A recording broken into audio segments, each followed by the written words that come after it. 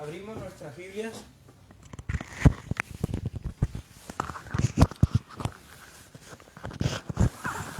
Abrimos nuestras Biblias en el Evangelio de Juan, capítulo número 3. Vamos a leer del versículo número 1 hasta el versículo número 5.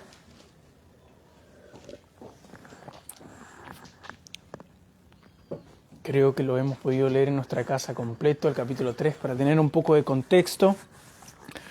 Vamos a exponer con la ayuda del Señor hasta el versículo número 5. Leemos la palabra del Señor, entonces dice: había un hombre de los fariseos que se llamaba Nicodemo, un principal entre los judíos.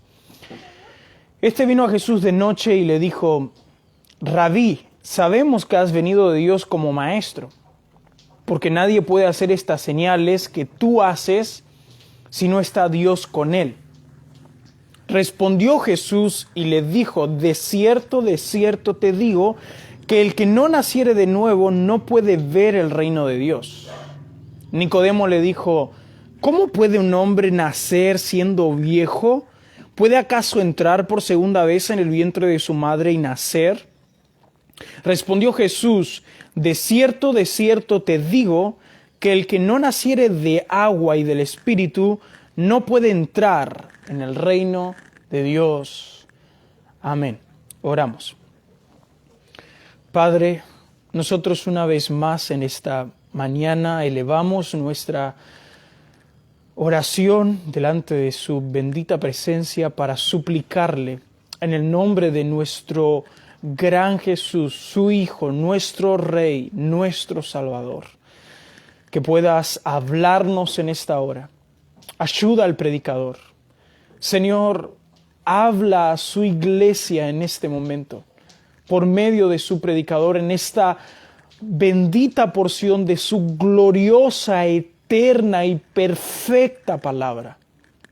Señor, suplico para que pueda abrir los ojos de nuestro entendimiento y podamos salir de este lugar transformados por el poder de su palabra, transformados por el poder de su Espíritu.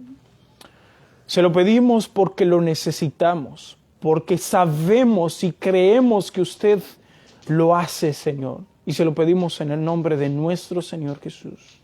Amén y amén. ¿Pueden tomar sus asientos? Hermanos, supongamos que uno de estos días en el que uno de estos sábados que nosotros vamos al Parque Ferré a predicar, usted tiene la oportunidad de toparse frente a frente con una persona para predicarle el Evangelio. Pero esta persona tiene algunas características, y son estas: un hombre de alrededor de unos 35 años, alto, erguido, con un buen físico, con una muy buena salud, que disfruta de cuidar su cuerpo, que hace deporte, se cuida en su comer, en su alimentación. No solamente eso, sino que es una persona que es exitosa en todo lo que hace. Todo lo que se ha propuesto desde chico hacer, que tenía metas de alcanzar, lo ha hecho. Trabaja en la profesión que le gusta, gana el dinero que le gustaría ganar. Además de eso, tiene una casa en el centro, una casa quinta y una casa en la playa de Mar del Plata. Tiene una mujer también que goza de salud, exitosa, una mujer de nuestros días, con trabajo, sale adelante, es respetada. Tiene 2 hijos, un varón y una nena, que son saludables, inteligentes, respetuosos. Y usted tiene que predicarle el Evangelio. Le pregunto, ¿qué buena noticia usted le daría a esa persona que necesita escuchar? Si todo lo que tiene a su alrededor es algo bueno. Esa pregunta, queridas hermanas, es una pregunta fundamental en el día de hoy. Y su respuesta es relevante, porque el Evangelio que se predica en el día de hoy ha sido tan aguado con las cosas de esta vida y de la venidera que se toma como buena noticia todo aquello que se pueda ver o se pueda tocar. Es más, lastimosamente, y en nuestro contexto, el evangelio de hoy está hecho y formado solamente para los enfermos, para los endeudados, para los quebrados, para los angustiados y para los que todo le ha salido mal en la tierra. Y obviamente, hermanos, si hay una persona que está enferma y nosotros le decimos que Dios la quiere sanar, esa persona va a estar escuchando una noticia extraordinaria. O si está endeudada y no tiene trabajo y nosotros le decimos que Dios lo quiere prosperar y cumplirle los sueños y hacerle exitoso, esa persona va a estar escuchando una noticia extraordinaria. Es más, inclusive va a sentir que es amado. Va a decir, nadie se había preocupado así por mí. Es una buena noticia. Y aunque permítanme hacerles un paréntesis, Dios es soberano. Y Dios a quien quiere sanar, sana. Dios lo puede hacer. Eso es totalmente cierto. Sin embargo, mis hermanas, ese no es el evangelio. Esa no es la buena noticia. La buena noticia solamente es buena cuando se es consciente de la mala noticia. Y hay una mala noticia y hay un estado en el hombre que afecta a todos. A este individuo de 35 años con una vida totalmente exitosa, como si fuese un hombre separado, quebrado, en la calle, mendigo. Tanto esa persona como la otra persona necesitan de lo mismo. Necesitan nacer de nuevo. Están muertos espiritualmente. Son enemigos de Dios. Han pecado y tienen graves problemas con la justicia de Dios. Y a menos que no nazcan de nuevo, no pueden ver y no pueden entrar al reino de los cielos. Es ahí la necesidad de ese hombre. Necesita nacer de nuevo. En el pasaje que nosotros nos toca considerar en el día de hoy, tenemos a un hombre que viene hasta Jesús. Este hombre es llamado Nicodemo. Ese nombre es un nombre griego. Los judíos ya habían mezclado su nombre y tenían nombres griegos. Ahora, este nombre es interesante puesto que algunos quieren conectar la identidad de este hombre con personajes históricos muy importantes en la historia judía en los tiempos de los macabeos, después de Malaquías.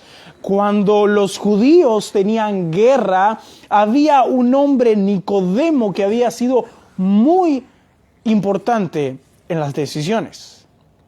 Algunos creen que Nicodemo venía de esa familia.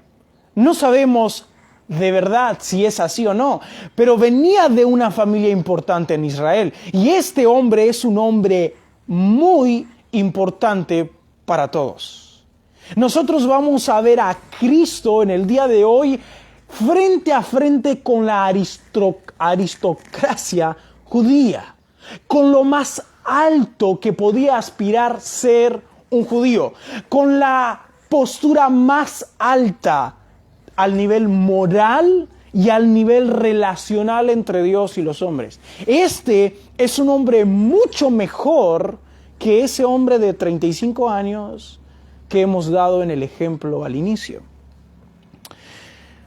El texto, Juan nos dice que este hombre era un hombre fariseo, y esta palabra necesita ser explicada, porque posiblemente no tengamos mucha noción de lo que es un fariseo, y es relevante entender porque el fariseo está metido en todos los evangelios. Jesús tiene continuos enfrentamientos con fariseos. Así que la figura del fariseo es importante. ¿Quiénes eran los fariseos? Bueno, la palabra fariseo significa separatista o separados. Los fariseos representaban la el lugar más celoso o el estado más celoso y más estricto en practicar todo lo que la ley decía. Eran alrededor de unos 6,000 en personas y ellos se habían comprometido a separarse de la vida común y corriente para poder cumplir todo lo que estaba ordenado en la palabra del Señor. El celo que manifestaban estos fariseos era extremo. Es más, ellos aspiraban a tener una justicia tan alta, tan por encima de cualquier hombre, que se decía que si alguien debía ir al cielo, tenía que ser un fariseo. Jesús, en un momento hablándole a las personas, le dijo: de cierto os digo que si vuestra justicia no es mayor que la de los fariseos, no entraréis al reino de los cielos. Así que, para los ojos de todos y de ellos mismos, un fariseo era una persona justa, moral y aceptable por Dios. Pero el celo fariseico había llegado al extremo de que habían exagerado en todo sentido los mandamientos del Señor. Ellos no solamente cumplían o buscaban cumplir lo que estaba escrito en la ley, sino que ellos trataban de cumplir la tradición oral. O sea, lo que los maestros enseñaban que significaba eso, todas las implicaciones ellos las llevaban a cabo rigurosamente. Nosotros podemos encontrar el Mishnah judío, que ahí hay 21 capítulos solamente que están apartados para hablar sobre el tema del sábado. Y en el Talmud de Jerusalén hay alrededor de 51 capítulos que es un comentario de un comentario. Y además tenemos el Talmud de Babilonia, que son algo de más de 120 páginas sobre el tema del sábado. El sábado era uno de los aspectos que más les preocupaba a los fariseos para cumplir. Pero hermanos, ellos habían exagerado tanto este mandamiento que habían pensado en todos los aspectos posibles. Y permítanme decirles que ser bíblico es hablar donde la Biblia habla y callar donde la Biblia calla. Si la Biblia no dice nada más, no podemos nosotros decir algo más. Y si la Biblia habla, no podemos hablar menos. Tenemos que hablar lo que la Biblia dice. Y permítanme simplemente decirles algunas de las cosas que ellos habían llevado al extremo en el día del sábado. Por ejemplo, se decía que en el sábado era prohibido hacer un nudo porque no se podía trabajar. Era prohibido hacer un nudo en la soga de un camello o en la cuerda de un barco porque era forzoso y no lo podían llevar a cabo. Sin embargo, sí se podía hacer un nudo una mujer en la correa de su vestido, ese que va por abajo. Mi esposa me tuvo que explicar porque yo no entendía qué eran los términos, pero por abajo de ese vestido que usaban una cinta que les sujetaba el cuerpo. Bueno, eso sí se podía atar. Ese nudo se podía hacer. También se podía hacer un nudo para cerrar bien el lugar donde se ponía el vino. Así que miren lo que pasaba. Si un hombre quería en el día de reposo, en el sábado, ir a sacar agua del pozo, no podía hacer un nudo en el tacho para bajarlo porque era un pecado gravísimo ante los ojos del Señor, decían los fariseos. Sin embargo, este hombre bien podía tomar la correa del vestido de su mujer y atarlo y bajar y sacar agua, y eso no era pecado. Aún más, ellos intentaban y se preocupaban para saber si una mujer podía llevar un pendiente, porque no se podía llevar carga. ¿Era una carga eso? O aún decían que las mujeres no se podían mirar al espejo un día sábado, porque si veían una cana podían llegar a tener la tentación de querer arrancársela, y eso era un trabajo. Totalmente al extremo. Ahora, queridas hermanas, esto no es algo solamente de los fariseos en el pasado. El espíritu legalista se ha metido en muchos lugares y es el gran enemigo de la iglesia. Mientras estudiaba esto y repasaba el tema de los fariseos y leía el Talmud el Talmud, el Mishnah y leía estas cosas, me reía y me acordaba cuando era mucho más chico que íbamos a una iglesia donde se le decía a la mujer que se podía sacar los pelos del bigote, pero no el de las cejas. Porque el del bigote no era pecado, pero el de esta parte de la cara sí era pecado.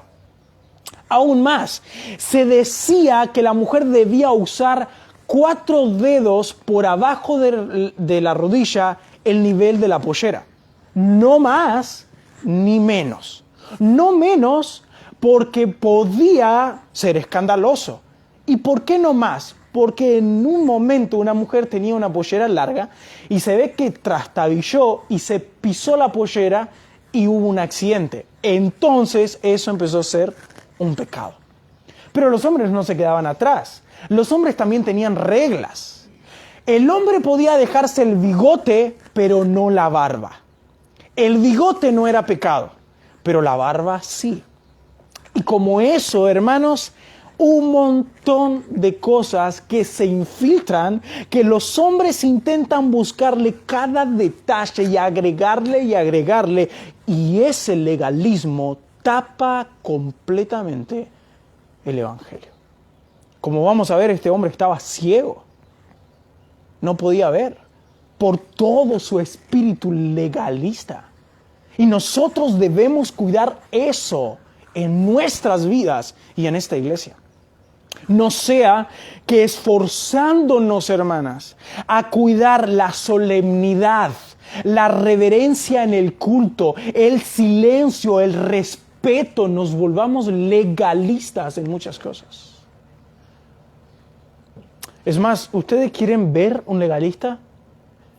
Debe mirarse al espejo.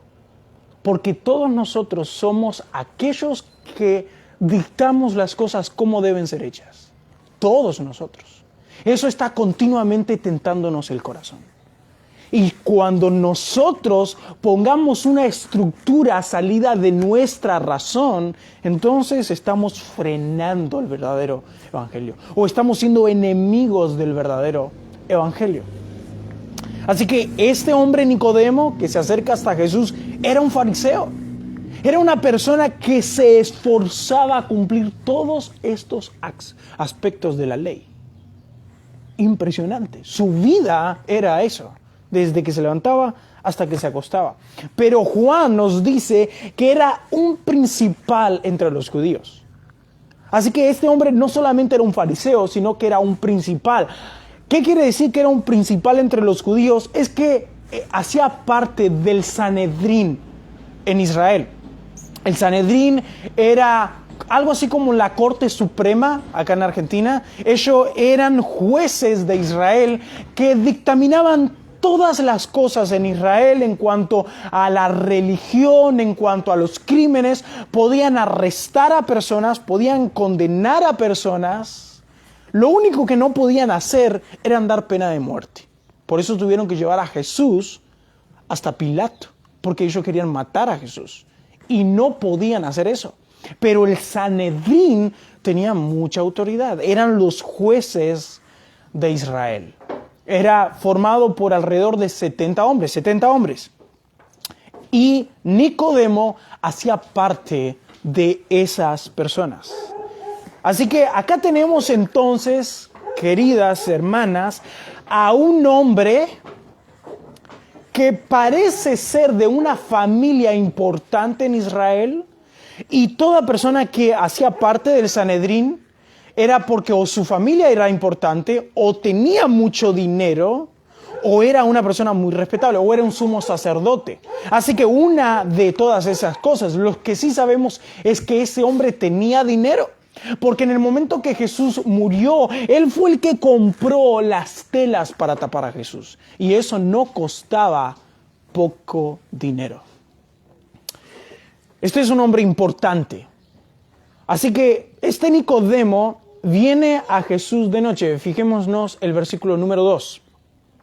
Este vino a Jesús de noche y le dijo: Rabí, sabemos que has venido de Dios como maestro, porque nadie puede hacer estas señales que tú haces si no está Dios con él. Esta palabra vino a Jesús de noche ha llevado a que muchos especulen qué significa esta palabra. ¿Por qué Nicodemo fue a Jesús de noche? Y hay varias interpretaciones que se dan. Algunos son del pensamiento de que Nicodemo fue a Jesús de noche para que nadie lo vea, porque él tenía miedo del resto de sus compañeros del Sanedrín y de los judíos. Y esto es una posibilidad, porque José de Arimatea, que era alguien que pertenecía también a los fariseos, era discípulo de Cristo, pero encubiertamente. Él fue el que pidió el cuerpo de Jesús para enterrarlo, porque tenía miedo. Sin embargo, cuando Juan quiere dar a conocer que la persona tiene miedo, lo hace. Lo hizo con José de Arimatea. Pero en este pasaje no dan ninguna explicación si era por miedo. Así que puede ser una posibilidad, pero no parece ser en el contexto. Otros han sugerido, y esa es mi opinión, que él ha venido de noche, puesto que todo fariseo tomaba la noche para estudiar, porque era un momento silencioso, donde todos reposaban, donde no había murmullo ni barullo, y podían estudiar de manera tranquila y relajada. Además, sabemos que Jesús trabajaba mucho y estaba continuamente atendiendo a enfermos y hablando con las personas y enseñándoles. Así que Jesús no era una persona que tenía una agenda liviana. Jesús estaba continuamente ocupado. Y Nicodemo también, porque Nicodemo era juez de Israel, era fariseo y estaba preocupado en tener una vida piadosa. Así que Nicodemo posiblemente habrá ido de noche a Jesús porque era el tiempo libre que Jesús había tenido y que él tenía, y que podían hablar de manera relajada y tranquila.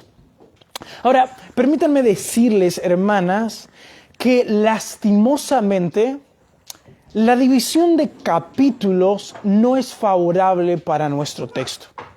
Este libro, la palabra del Señor, es inerrante. Es inspirado, es soplado por Dios, es perfecto en todas sus palabras. Es la bendita y eterna palabra del Señor, pero no sus capítulos. Los capítulos y versículos han sido divididos para que nosotros podamos encontrar de una manera mucho más sencilla, mucho más rápida el pasaje que queremos leer, pero no son inspirados. El pastor Sugel ha contado algo y es bastante gracioso. Él dice alguien que el que dividió la Biblia en capítulos y versículos iba montado arriba de un burro o arriba de un caballo. Y cada vez que éste saltaba, lo dividía en versículos. Y parece ser que este burro saltó en un momento muy inapropiado. Porque, hermanas, el contexto acá es muy importante. ¿Qué fue lo que dijo Juan antes de hablar de Nicodemo? ¿Cuál es el contexto en donde cierra el capítulo número 3? Fíjense, versículo número 23 del capítulo 2. Estando en Jerusalén en la fiesta de la Pascua, muchos creyeron en su nombre viendo las señales que hacía. Pero Jesús mismo no se fiaba de ellos porque conocía a todos y no tenía necesidad de que nadie le diese testimonio del hombre, porque él sabía lo que había en el hombre. Y si ustedes recuerdan, el domingo pasado nosotros hemos hablado que lo que significa ahí es que muchos habían creído en Jesús, pero Jesús no creía en ellos. Juan está cerrando esa sección, pero en realidad está empezando una sección comparando la fe falsa a la luz de la fe verdadera. Muchos en Jerusalén habían creído en Jesús por las señales y por las maravillas que Jesús estaba haciendo, por los milagros, pero la fe de ellos era falsa. Y Jesús conocía eso. Así que hay dos cosas que tenemos que tener presentes en este capítulo. Juan va a darnos un ejemplo de lo que ha dicho. O sea, Todos aquellos que decían creer en Jesús, en verdad no creían en Jesús. Y Jesús lo sabía muy bien porque conoce a todas las personas. Les doy un ejemplo y cuenta la historia de Nicodemo. Así que este hombre manifiesta una fe falsa. Y vamos a considerarlo de manera lo más breve, pero también lo más clara posible. Este hombre, principal entre los judíos, fariseo, que además era el maestro de Israel. Si ustedes pueden ver el versículo número 10, dice, respondió Jesús y le dijo, ¿eres tú maestro de Israel y no sabe esto? La Reina Valera lastimosamente no agrega un artículo que es necesario agregarse. Nuestra Biblia, como les he dicho, dice, ¿eres tú maestro? Hay ahí un artículo, ¿eres tú el maestro de Israel? Este fariseo Nicodemo era un maestro muy importante en todo Israel. No era un maestro más, era el maestro de Israel. Y se acerca a Jesús y lo primero que notamos es que él le dice, sabemos. Nicodemo no viene hablando en primera persona. Él no viene hablando de su pensamiento. Él viene representando a un grupo de personas. Puede ser que sea José de Arimatea, o puede ser que sean 2 o más personas, de los fariseos o hasta del mismo Sanedrín. Habían unos maestros que se habían reunido a hablar y habían tenido en el tema de conversación a Jesús, sus enseñanzas y las obras que estaba llevando a cabo. Y habían llegado a una conclusión. Y Nicodemo, que era el principal entre ellos porque era el maestro de Israel, se acerca hasta Jesús y le dice, sabemos que has venido de Dios. Hermanos, ¿saben lo que Nicodemo le estaba diciendo a Jesús? Jesús, nosotros creemos que tú has venido de Dios. Nosotros creemos en tu ministerio.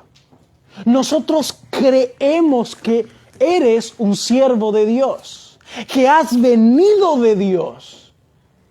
Nosotros creemos, estamos hablando y estamos convencidos que te ha mandado el Señor. Hermanos, ¿no es eso fe? ¿No estaban ellos llegando hasta Jesús y le estaban diciendo, creemos? Y no solamente que creían en Jesús, creían que Dios había enviado a Jesús.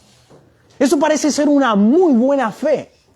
Excelente fe. Es más, ellos le dicen, porque nadie puede hacer estas señales que tú haces si Dios no está con él. Así que ellos, a diferencia de los judíos en el versículo número 18, que le decían a Jesús, ¿qué señal nos muestra ya que haces esto? Ellos parecen ser que aceptan las señales de Jesús.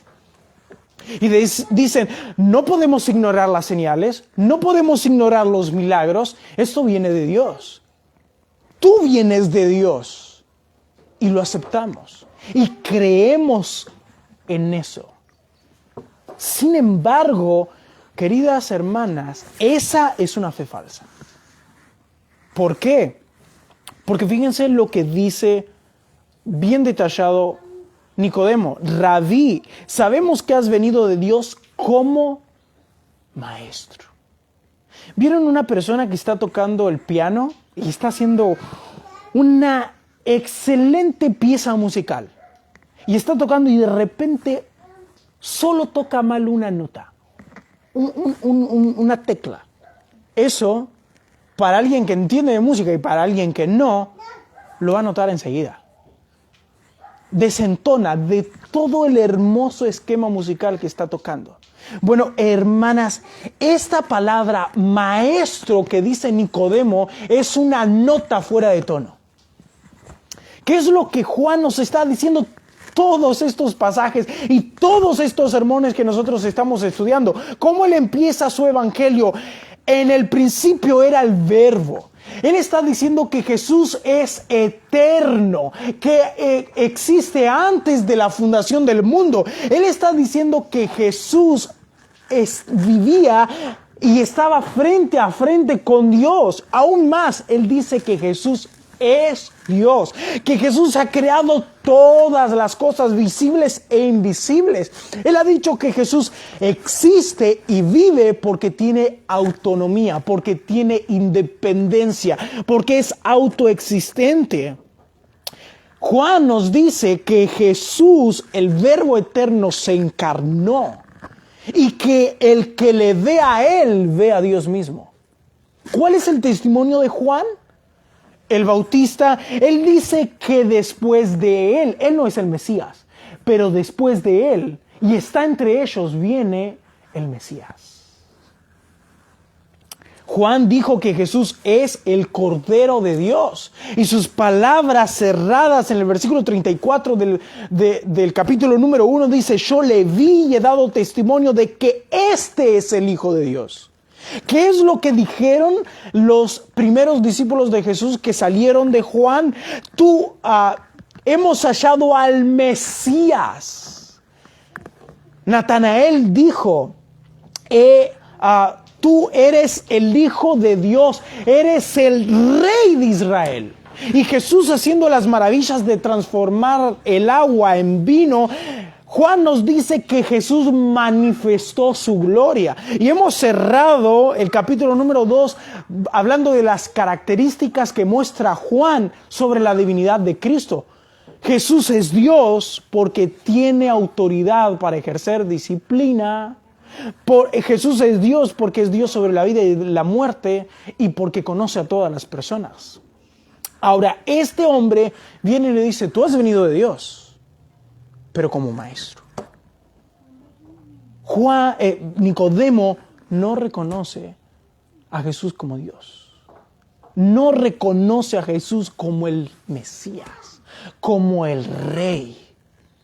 Y entonces es una fe falsa. Aún más, este hombre no saca ningún provecho de la conversación que tiene con Jesús. Juan no nos va a decir que este hombre cree al final. Él es un ejemplo de aquellos que decían creer, pero que en realidad no estaban creyendo.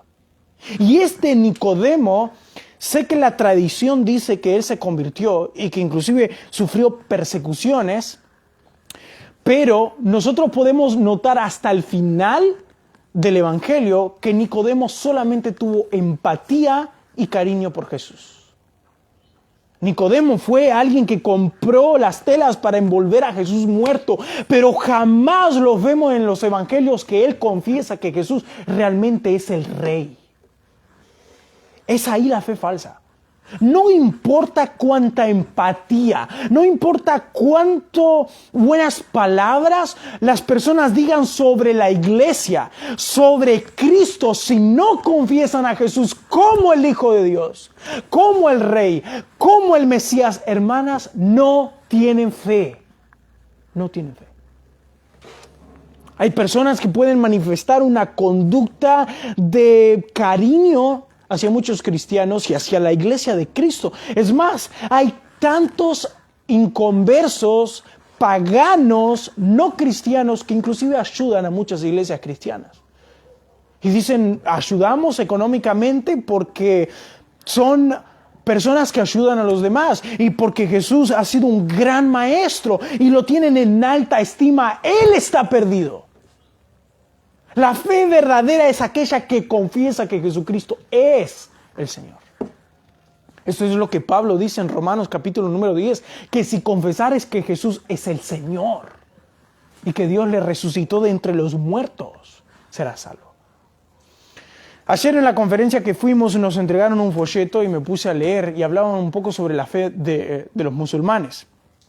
Y aunque he estudiado en parte acerca de los musulmanes, me llamó mucho la atención qué bien que lo detallaban.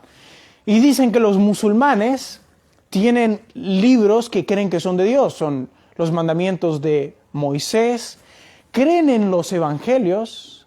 Es más, ellos creen que Jesús nació de la Virgen. Ellos creen que Jesús fue elevado vivo al cielo y que va a volver a venir. Mire todo lo que creen los musulmanes acerca de Jesús, sin embargo niegan que Él es Dios. Y por negar que Él es Dios son falsos y se van al infierno. Porque niegan que Jesucristo es el Señor. He ahí la fe falsa. Versículo número 3. Respondió Jesús y les dijo, de cierto te digo que el que no naciere de nuevo no puede ver el reino de Dios. Ahora, muchos hermanos, inclusive todos los comentarios que he leído, sostienen que el versículo número 3 dice, cuando respondió Jesús, es que Jesús está respondiendo una pregunta que Nicodemo no ha hecho. Que Nicodemo tenía una pregunta en su corazón, pero o no se la había dicho, o no sabía formularla, o Dios no esperó a que se la haga, pero que la respondió. Sin embargo, yo discrepo un poco con ese pensamiento. Creo que es mucho más verosímil sostener que Jesús interrumpe a Nicodemo por su falta de fe, por su fe falsa. Nicodemo ha hablado a Jesús y le ha dicho, creemos que has sido enviado de Dios. Creemos que eres un maestro, porque todas estas señales solamente las puede hacer alguien que es enviado de Él. Y Jesús interrumpe su discurso para mostrarle que está teniendo una fe falsa.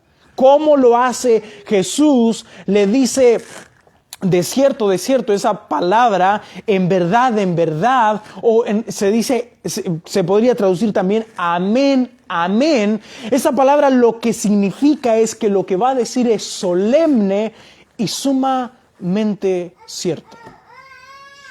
Jesús le dice, el que no naciere de nuevo no puede ver el reino de los cielos. ¿Sabe lo que Jesús le está diciendo a Nicodemo? Nicodemo, estás ciego. Estás creyendo que vengo de Dios como maestro, pero lo que yo estoy trayendo es el reino porque soy el rey. Yo soy el Hijo de Dios y no estás viendo eso. Estás ciego. ¿Qué es lo que dicen los evangelistas? ¿Cómo Jesús inicia su ministerio? Marcos capítulo 1, versículo 13 y 14. Jesús se para y dice, el tiempo se ha cumplido. El reino de los cielos ha llegado. Arrepentíos y creed en el evangelio. Esas fueron las palabras de Juan el Bautista. El reino de los cielos se ha acercado. Arrepentíos. Lucas nos dice que Jesucristo dice cuando expulsaba a los demonios y las personas le decían, los fariseos murmuraban contra Jesús y él le dijo, si yo por el poder de Dios echo fuera los demonios, entonces el reino de los cielos ha venido. Y este hombre podía ver, Nicodemo podía ver que Jesús echaba fuera demonios. Eso le tenía que haber dicho que el reino de los cielos había llegado. Pero Nicodemo no lo podía ver. ¿Por qué no lo podía ver? Porque necesitaba nacer de nuevo. Hermanos, nosotros salimos a la calle. Díganle a las personas que Jesucristo está sentado a la diestra del Padre, que todo poder le ha sido dado en el cielo, en la tierra y debajo de la tierra, que Él es Rey de reyes y Señor de señores, que su trono es firme, es para siempre, es eterno, que Él está gobernando, y se le van a reír en la cara, porque no ven a Cristo reinando. Ahora nosotros, si somos cristianos, debemos ver a Cristo reinando. No lo vemos literalmente, pero lo vemos con los ojos de la fe. Cristo está reinando. Cristo es Rey. El reino de los cielos ya ha venido y está entre nosotros. Y el Rey Jesús está sentado en su trono. ¿Cómo puede una persona ver el reino de Dios siendo glorioso y esparciéndose por todo el mundo? Ganando cautivos del pecado, haciéndolos cautivos de ellos mismos. ¿Cómo? Solamente si nace de nuevo.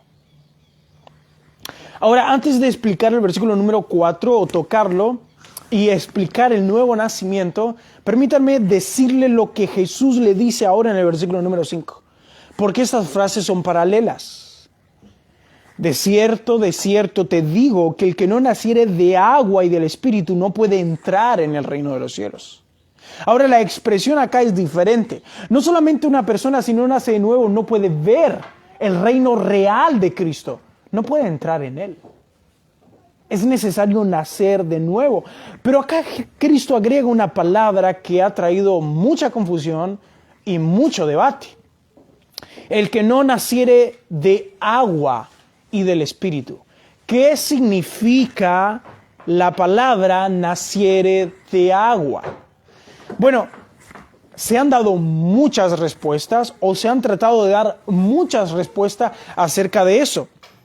Y lastimosamente, muchas personas creen que lo que Jesucristo está diciendo es que el bautismo en agua salva. Es que el bautismo en agua perdona pecados. Pero eso no puede ser cierto a la luz de todo el contexto en las Sagradas Escrituras. El bautismo en agua no salva a nadie, porque si fuese así, ¿cómo entonces los creyentes del Antiguo Testamento fueron salvos si no se habían bautizado en agua?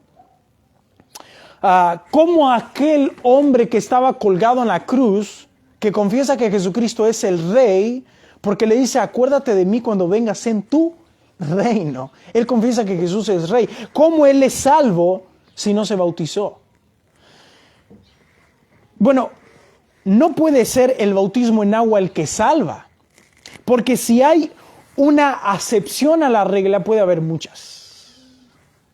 Y acá no hay ninguna acepción. Jesucristo va a decir en el versículo número 7, os es necesario nacer de nuevo. Y esa palabra quiere decir, si no naces de nuevo, no hay posibilidad que entres en el reino de Dios. Así que si una persona no se bautiza en agua, no hay posibilidad de que entre en el reino de los cielos, si damos esa interpretación. Así que ese hombre en la cruz no pudo ser salvo. No creo que significa eso. Además, también el perdón de pecados no es dado en las aguas del bautismo, es confirmado en las aguas del bautismo.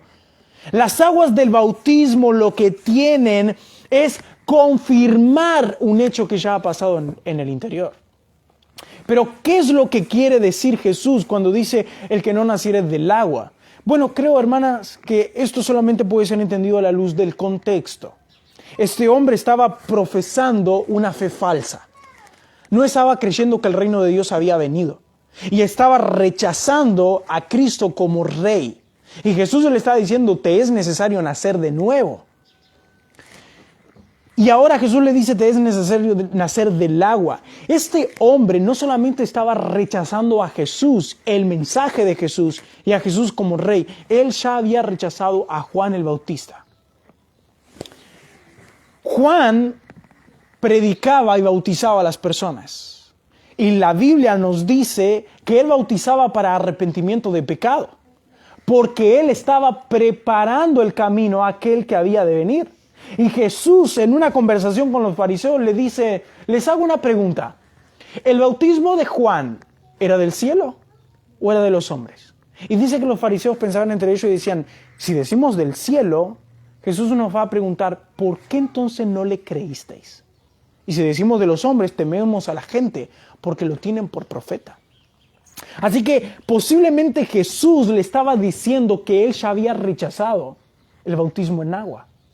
Cuando Juan estaba predicando el arrepentimiento y la llegada del reino de los cielos y estaba bautizando a las personas, eso era solamente un símbolo de lo que iba a ser el Rey Jesús cuando llegara. Y Nicodemo lo había rechazado. Nicodemo no había creído en Juan. Así que Jesús le dice, Nicodemo, ya has rechazado a Juan. Y el que rechaza a Juan no me puede aceptar a mí, porque él es mi precursor. Entonces, el que no naciere del agua, Nicodemo debía haber entendido, yo no me bauticé en el bautismo de Juan. Yo no le creía su mensaje. Entonces Jesús le dice, el que no nace del agua y del Espíritu no puede entrar en el reino de los cielos. Este hombre dice, ¿cómo puede ser que un hombre... ¿Cómo puede un hombre nacer siendo viejo? ¿Puede acaso entrar por segunda vez en el vientre de su madre y nacer? Ahora, hermanos, esto es impresionante, que este hombre haya malentendido las palabras de Jesús. Él era el maestro de Israel, era una persona preparada y no entiende. Ahora, o bien no entendió, o bien simplemente quiso seguir con el flujo de pensamiento que Jesucristo le estaba dando. Porque él sabía que lo que Jesús le estaba diciendo era imposible para él. Porque la palabra que nuestras Biblias la traduce como nuevo, ahí nacer de nuevo, esa palabra puede traducirse también o significa también de arriba. Jesús le estaba diciendo, el que no naciere de arriba no puede ver y no puede entrar en el reino de los cielos. Y como Jesús estaba hablando de un nuevo nacimiento, entonces Nicodemo podía seguir ese flujo de pensamiento y decir, ¿cómo eso puede ser posible? Yo no tomé la decisión de nacer. ¿Y es posible que lo vuelva a hacer? Y este hombre no había entendido lo que implicaba. Este nuevo nacimiento refleja una necesidad, pero es un nacimiento de arriba, que proviene de el cielo. Es un cambio total de naturaleza. En ese momento el Señor imparte su misma naturaleza al pecador. Nuevo nacimiento significa dejar de ser nosotros para ser de Él. Nuevo nacimiento es aquella doctrina que nosotros conocemos como regeneración. Ser una nueva persona en la persona de Jesucristo. Y eso viene de arriba. Eso no viene de nosotros. Nosotros no hemos decidido meternos en el vientre de nuestra madre. Nosotros no decidimos nacer. Eso fue algo que lo decidieron nuestros padres y que Dios así lo quiso. Pero nosotros no decidimos ni dónde nacer, ni quiénes eran nuestros padres, ni en qué tiempo, ni en qué país. Eso pasó y nosotros no manejamos eso. Ahora, lo mismo es el nuevo nacimiento. Y Nicodemo, cuando habla en el versículo número 4, posiblemente le está diciendo, esto se me sale de las manos. Esto no lo puedo controlar. Y él era un hombre fariseo que creía que podía controlar todas las cosas. Que podía ganarse el cielo por su propio esfuerzo y por su propia moral. Sin embargo, Jesús le dice, no, este nacimiento viene de Dios. Y eso no puede venir de los hombres. Así que, hermanas, la pregunta para nosotros hoy, en manera de conclusión, es, ¿será que su fe es auténtica como la que Jesús pide? Una fe que confiesa que Él es el Rey, que Él es mi Rey y que me gobierna en todos los aspectos de mi vida. ¿O será que lo único que nosotros tenemos es una linda afinidad, una buena opinión de la iglesia de Cristo? Porque eso no va a alcanzar. Él tiene que ser el Rey. Y hemos de verlo como el Rey de nuestras vidas, todo el tiempo y a toda hora. Ahora, una de las conclusiones también es que el bautismo en agua es un reflejo de un nacimiento verdadero. El bautismo en agua no salva, pero el bautismo en agua evidencia a los ojos de todos que nosotros confesamos a Jesucristo como Rey. ¿Qué es lo que se pregunta en el bautismo en agua cuando hacemos la ceremonia? ¿Crees que Jesús es el Mesías? El Hijo de Dios que ha nacido de una virgen, que ha vivido de manera perfecta, que es Dios hecho carne, que se ha puesto en esa cruz tomando tus pecados para recibir sobre él la ira eterna. Y el que se va a bautizar dice, sí, creo.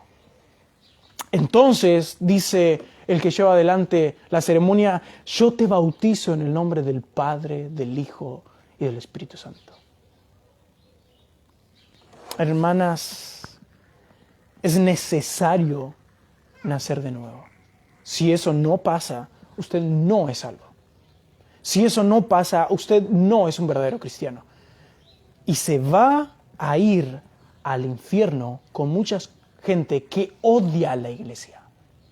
Con mucha gente que odia a Cristo.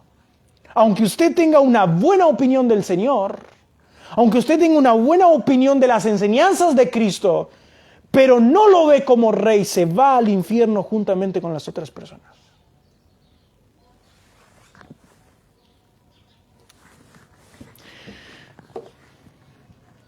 Padre, nosotros en esta mañana queremos alabar y glorificar su nombre por su palabra.